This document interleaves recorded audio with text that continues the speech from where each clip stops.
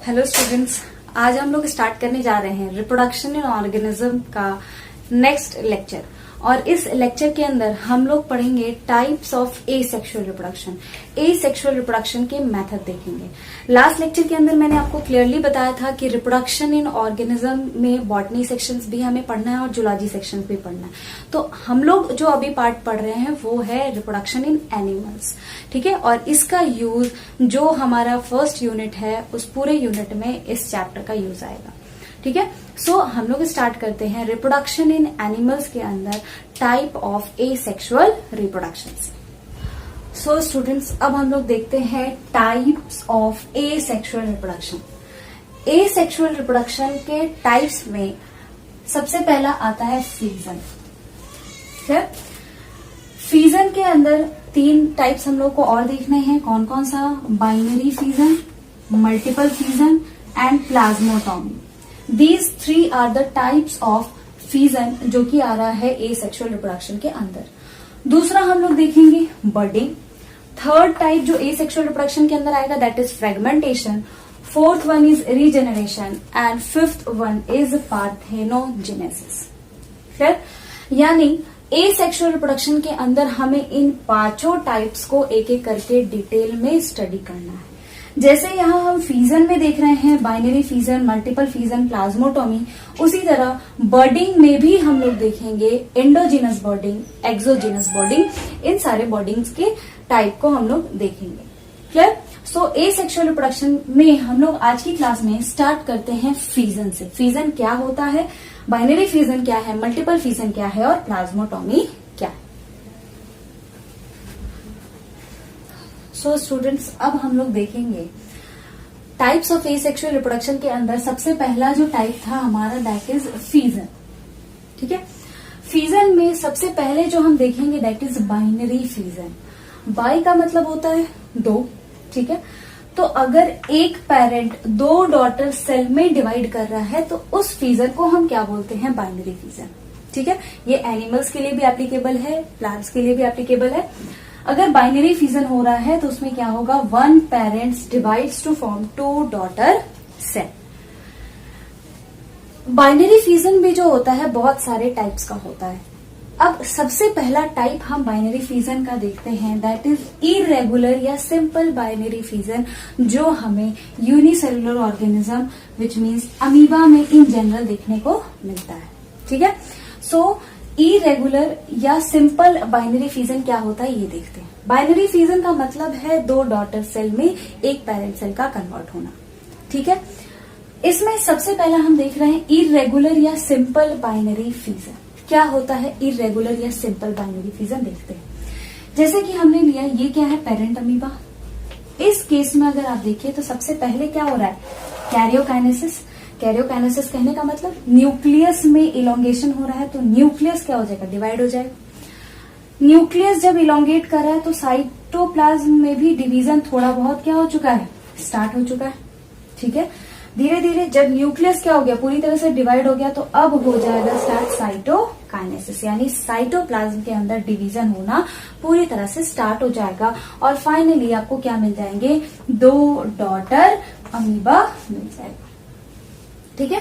तो यहाँ पे अगर आप देखें डिवीजन कैसा हो रहा है, तो जरूरी नहीं है कि ये ऐसे डिवाइड करे या ऐसे डिवाइड करे या मतलब एक फिक्स्ड पोजीशन से डिवाइड करे, ऐसा जरूरी नहीं है। किसी भी डायरेक्शन में डिवाइड कर सकता है, ऐसे भी डिवाइड कर सकता है, ऐसे भी डिवाइड कर सकता है, ऐसे भी डिवाइड कर सकता है, ऐसे भी डिवाइड कर सकता है। किसी भी डायरेक्शन में ये क्या कर सकता है? डिवाइड कर सकता है। तो अगर डिवीजन इरेगुलर हो रहा है, किसी फिक्स्ड पोजीशन से नहीं हो रहा है, तो उसे हम क्या बोल रहे हैं? सिंपल या इरेगुलर बाइनरी फीजन। यानी किसी भी डायरेक्शन से क्या करेगा? जो साइटोप्लाज्म है वो डिवाइड करेगा, ठीक है। और हर में क्या होना चाहिए? एक न्यूक्लियस और साइटोप्लाज्म तो होना ही चाहिए। तो this is what? This is the case of first binary fission type that is irregular या simple binary fission. Binary fission में होगा क्या? एक पेरेंट किसमें कन्वर्ट होंगे? 2 डॉटर सेल में। तो हम देख रहे हैं इरेगुलर या सिंपल बाइनरी फीजन, यानी बाइनरी फीजन को on the basis of division divide किया गया है 3 टाइप में। पहला टाइप हमने देख लिया, कौन सा? इरेगुलर या सिंपल बाइनरी फिजन, जिसमें प्लेन ऑफ डिवीजन कुछ भी हो सकता है। किसी भी डिवीजन से आप कट करिए, प्लेन ऑफ डिवीजन आपका इरेगुलर होगा, मतलब किसी भी प्लेन में आप कट कर सकते हैं। जैसा कि हम यहाँ देख रहे हैं, किसी भी प्लेन में कट करिए, आपको 2 डॉटर अमीबे मिलने चाहिए, तो इसे हम बोलेंगे इरेगुलर या सिंपल बाइनरी फिजन। और यहाँ हो क्या रहा है? Nuclear division followed by cytoplasmic division, which means karyokinesis followed by cytokinesis. तो ये बाइनरी फिजन का हमारा पहला टाइप है on the basis of plane of division.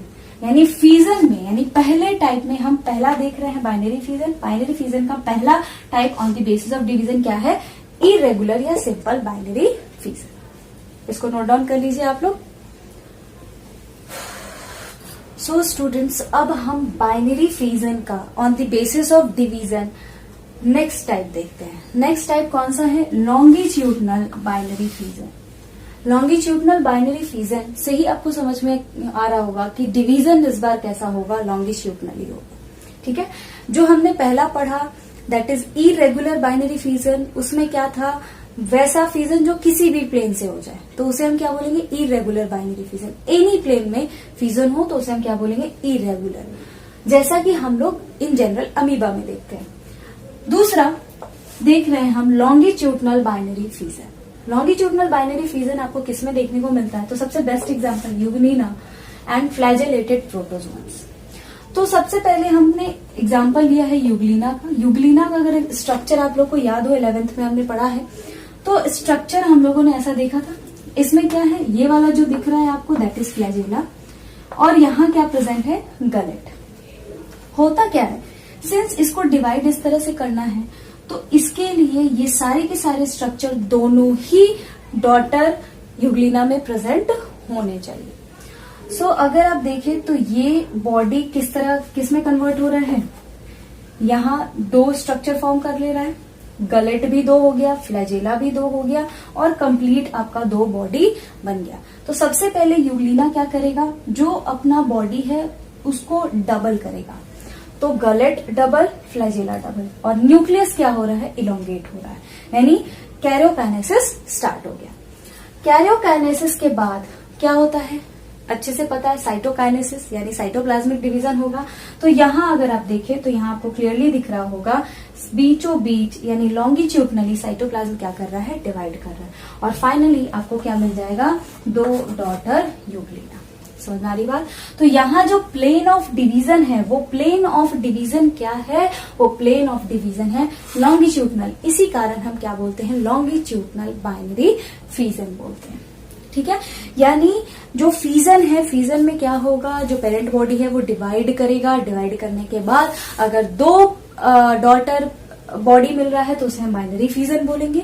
और बाइनरी फिजन में अगर किसी भी प्लेन में डिवाइड करेगा तो इरेगुलर या सिंपल बाइनरी फिजन, लेकिन अगर लॉन्गिट्यूडनली डिवाइड करेगा तो इसे हम क्या बोलेंगे? Longitudinal binary fission, for example in case of Euglena. Clear? इसके बाद नेक्स्ट हम लोग देखते हैं ट्रांसवर्स बाइनरी फिजन। तो पहले आप इसको नोट डाउन कर लीजिए, फिर हम देखते हैं transverse binary fission. So students, अब हम लोग देखेंगे बाइनरी फिजन का third type on the basis of division. कौन सा टाइप है? Transverse binary fission.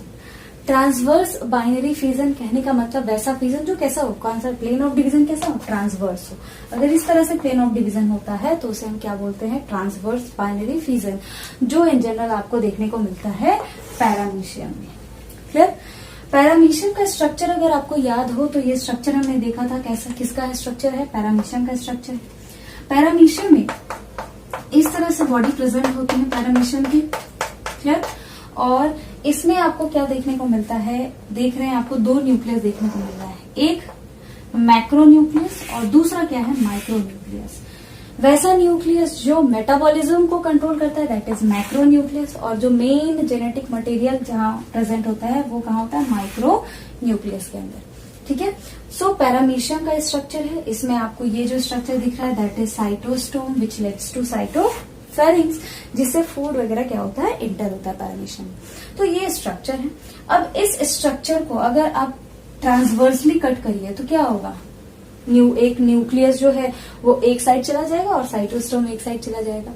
तो इसलिए होता क्या है इसमें, सबसे पहले तो न्यूक्लियस में तो इलोंगेशन होता है, मतलब कैरियोकाइनेसिस प्रोसेस होगा, और यहाँ जो साइटोस्ट्रॉम स्ट्रक्चर है वो यहाँ भी फॉर्म होगा। देख रहे हैं यहाँ पे क्लियरली लिखा हुआ है न्यू साइटोफेरिंक्स अपैरेटस।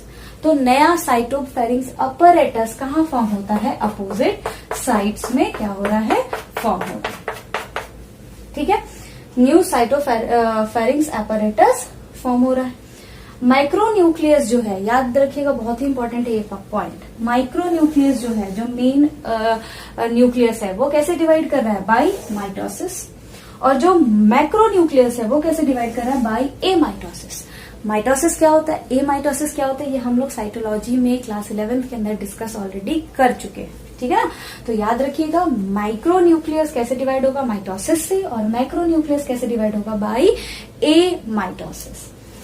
सो अब इसके बाद होगा क्या, इसके बाद यहां देखेंगे, यहां देख रहे हैं दो साइटोस्टोम बन गया है, यहां भी, और न्यूक्लियस क्या कर चुके हैं, डिवाइड कर चुके हैं, मैक्रोन्यूक्लियस भी और माइक्रोन्यूक्लियस भी। अब यहां दोनों तरफ से क्या होगा, ट्रांसवर्सली डिवाइड करेंगे और आपको 2 डॉटर पैरामीशियम मिल जाएगा। ठीक है, सो यहाँ पे जो डिवीजन हो रहा है वो कैसा हो रहा है, ट्रांसवर्स हो रहा है, इसीलिए हम क्या बोल रहे हैं, ट्रांसवर्स बाइनरी फिजन। यानी बाइनरी फिजन की अगर बात करें तो बाइनरी फिजन 3 तरह से होता है on the basis of plane of division. किसी भी प्लेन में होगा तो इरेगुलर बाइनरी फिजन या सिंपल बाइनरी फिजन। लॉन्गिट्यूडनली होगा, जैसा यूग्लिना में हमने देखा, तो उसे हम क्या बोलेंगे, longitudinal binary fission. And transversely अगर होगा, जैसा हम पैरामीशियम के केस में देख रहे हैं, तो इसे हम बोलेंगे ट्रांसवर्स बाइनरी फिजन। क्लियर बात, ठीक है। सो बाइनरी फिजन 3 टाइप की। अब लास्ट क्लास के अंदर आपको याद होगा मैंने एक स्टेटमेंट लिखा था कि जो यूनिसेलुलर ऑर्गेनिज्म डिवाइड करते हैं बाइनरी फिजन के थ्रू या रिप्रोड्यूस करते हैं बाइनरी फिजन के थ्रू, वो कैसे होते हैं, वो इमॉर्टल होते हैं, यानी उनमें डेथ नहीं देखा जाता है। ठीक है ना, तो अब इसको समझते हैं। Unicellular organism showing binary fission are immortal. ठीक है, यूनिसेलुलर ऑर्गेनिज्म जो कि क्या शो कर रहे हैं, बाइनरी फिजन शो कर रहे हैं, वो कैसे इमॉर्टल है, यानी मरते नहीं है। ऐसा क्यों बोल रहे हैं, क्योंकि लास्ट लेक्चर के अंदर मैंने बताया था कि किसी भी लिविंग ऑर्गेनिज्म के अंदर जो स्टेजेस है, बर्थ होता है, ग्रोथ होता है, फिर मैच्योर होते हैं, देन रिप्रोडक्शन करते हैं, फिर एजिंग एज में एंटर करता है, एजिंग फेज में एंटर करता है, सेनेसेंस फेज में एंटर करता है, एंड फाइनली डेथ। लेकिन अगर हम बाइनरी फिजन की बात करें तो ये ऑर्गेनिज्म ग्रो किया, ग्रो करने के बाद क्या कर रहा है, मैच्योर हुआ, मैच्योर होने के बाद रिप्रोड्यूस किया, रिप्रोड्यूस होने के बाद क्या इसमें एजिंग आपको देखने को मिल रहा है, नहीं ना। यहाँ पे डेथ भी नहीं हो रहा है बॉडी का, ये पेरेंट बॉडी ही डॉटर बॉडी में कन्वर्ट हो गया, यानी यहाँ पे कन्वर्जन हो रहा है पेरेंट बॉडी का डॉटर बॉडी में।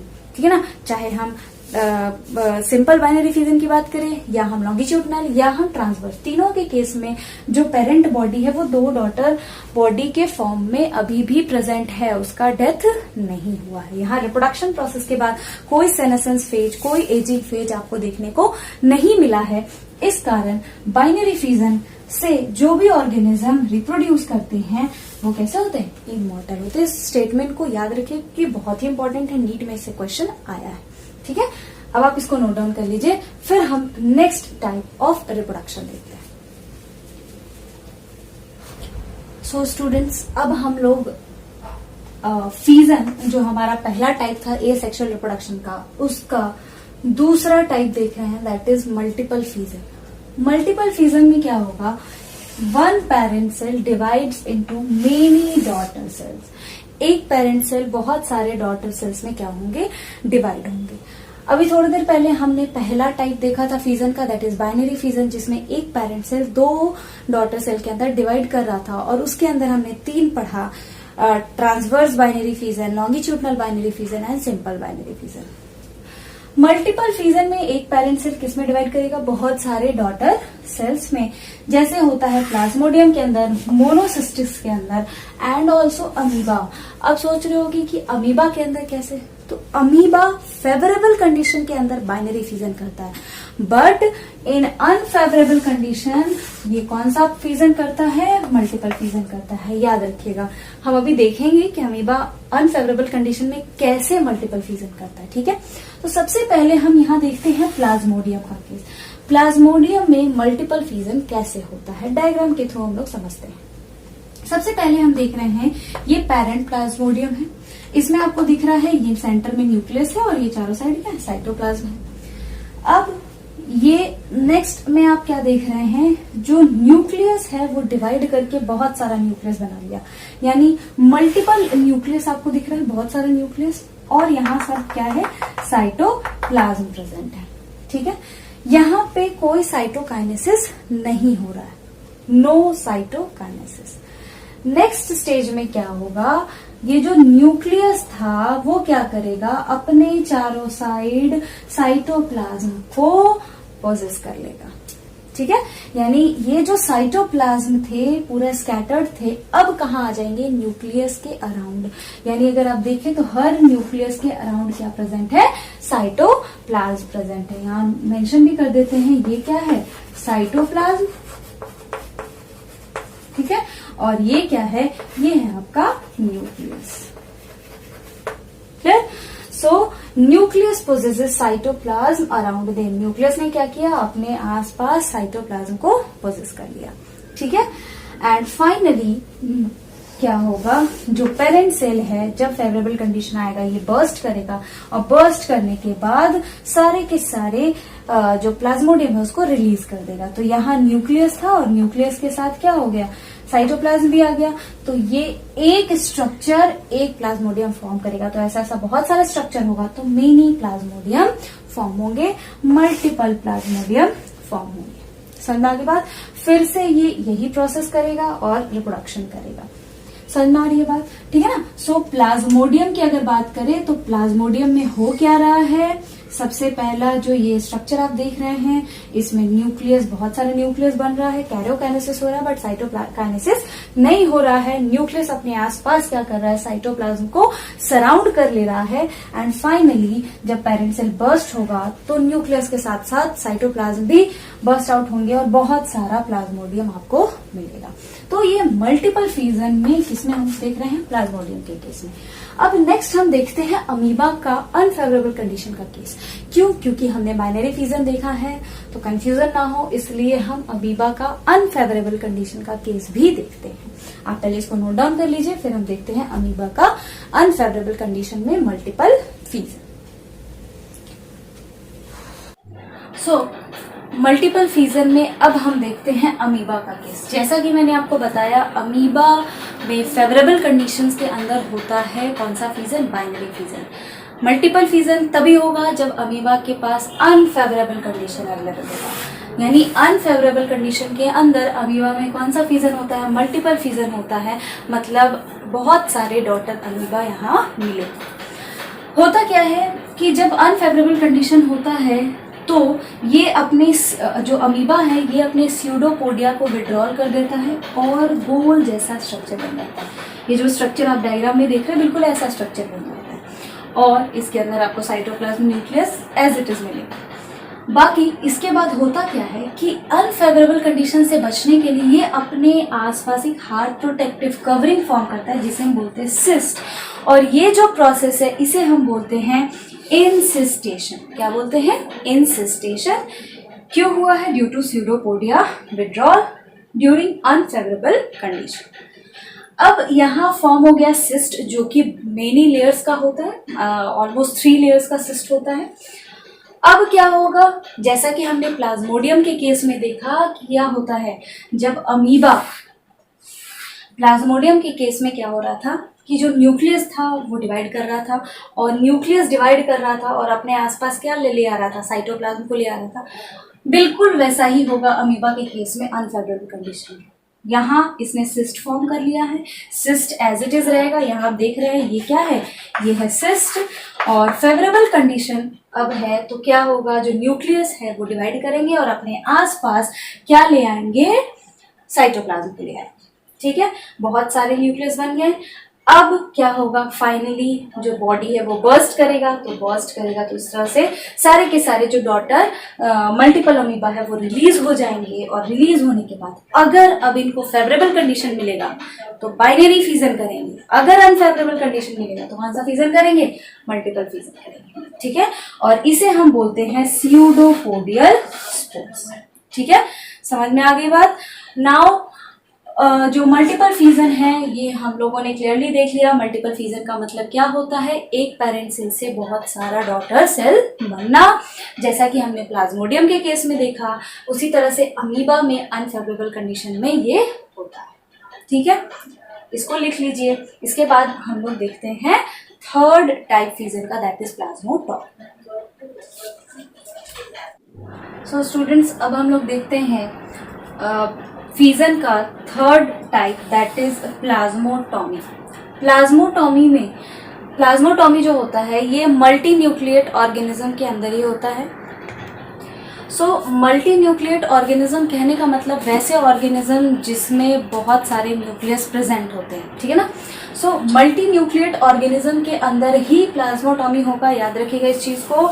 और हमने साइटोलॉजी में क्लास 11th में डिस्कस किया है कि मल्टी न्यूक्लिएट ऑर्गेनिज्म एनिमल के केस में हम क्या बोलते हैं, सिंशियल कंडीशन, यानी जिस ऑर्गेनिज्म में सिंशियल कंडीशन है उसी ऑर्गेनिज्म में क्या होगा, प्लाज्मोटॉमी होगा। प्लाज्मोटॉमी जो होता है ये है क्या, तो पहली चीज तो ये जो पेरेंट बॉडी है उसमें न्यूक्लियस बहुत सारे होंगे, मल्टीपल होंगे। तो यहाँ कितना न्यूक्लियस है, 10 न्यूक्लियस है। ठीक है, ये न्यूक्लियस जो है इसमें अब सबसे पहले क्या होगा, साइटोकाइनेसिस। क्या होगा, साइटोकाइनेसिस। इन जनरल अभी तक हमने जितने भी फिजन्स पढ़े हैं उसमें पहले क्या हो रहा था, karyokinesis, nucleus division followed by cytokinesis. यहाँ उल्टा हो रहा है, यहाँ पहले क्या हो रहा है, साइटोप्लाज्म का डिवीजन। तो साइटोप्लाज्म यहाँ डिवाइड कर रहे हैं, देख रहे हैं। तो साइटोप्लाज्म डिवाइड कर रहा है तो एक में 3 न्यूक्लियस गया और दूसरे में 7 न्यूक्लियस गया। ठीक है, अब होना ये चाहिए कि जो फाइनल डॉटर आपको ओपेलिना या पिलोमिक्सा मल्टी न्यूक्लिएट ऑर्गेनिज्म है, ये जो मिलेगा ये उतना ही नंबर ऑफ न्यूक्लियस उसमें होना चाहिए जितना number of nucleus parent cell में। ठीक है, तो अब इसके अंदर कैरियोकाइनेसिस होगा, और कैरियोकाइनेसिस से यहाँ 3 न्यूक्लियस था तो ये डिवाइड करके बनाएंगे 10 न्यूक्लियस। उसी तरह यहाँ 7 न्यूक्लियस था तो अब कैरियोकाइनेसिस के बाद ये बनाएंगे 10 न्यूक्लियस। ठीक है, यानी ये कैरियोकाइनेसिस यहाँ क्यों होता है, to restore original number of nucleus. ठीक है, यहाँ जो मैंने नाम लिखा है ओपेलिना पिलोमिक्सा, बहुत ही इंपॉर्टेंट नाम है, नीट में क्वेश्चन आया था। ऐसे कौन से ऑर्गेनिज्म है इनमें से जो मल्टी न्यूक्लिएट है, तो कौन से हैं, ओपेलिना एंड पिलोमिक्सा। ठीक है, सबसे पहले यहाँ पे क्या होगा, साइटोकाइनेसिस। साइटोकाइनेसिस से न्यूक्लियस क्या होंगे, डिवाइड होंगे। तो एक में देख रहे हैं 3 न्यूक्लियस जा रहा है तो दूसरे में 7 न्यूक्लियस जा रहा है, और 3 न्यूक्लियस किस में कन्वर्ट हो रहा है, फिर से 10 न्यूक्लियस बना रहा है, फिर 7 न्यूक्लियस क्या बना रहा है, 10 न्यूक्लियस बना रहा है। तो यहाँ पहले क्या होगा, साइटोकाइनेसिस, एंड देन क्या होगा, कैरियोकाइनेसिस। कैरियोकाइनेसिस क्यों होगा, to restore original number of nucleus. समझ में आ रही है बात, ठीक है ना। मल्टीपल फिजन में हमने फिजन में हमने 3 टाइप को देखा है। कौन कौन सा, binary fission, multiple fission and plasmotomy. Plasmotomy सिर्फ और सिर्फ मल्टी न्यूक्लिएट ऑर्गेनिज्म में ही होता है। ठीक है, that's all for today's lecture. Next lecture के अंदर हम लोग पढ़ेंगे बडिंग, फ्रेगमेंटेशन और बाकी सारे टाइप एसेक्सुअल रिप्रोडक्शन के। ठीक है, थैंक यू।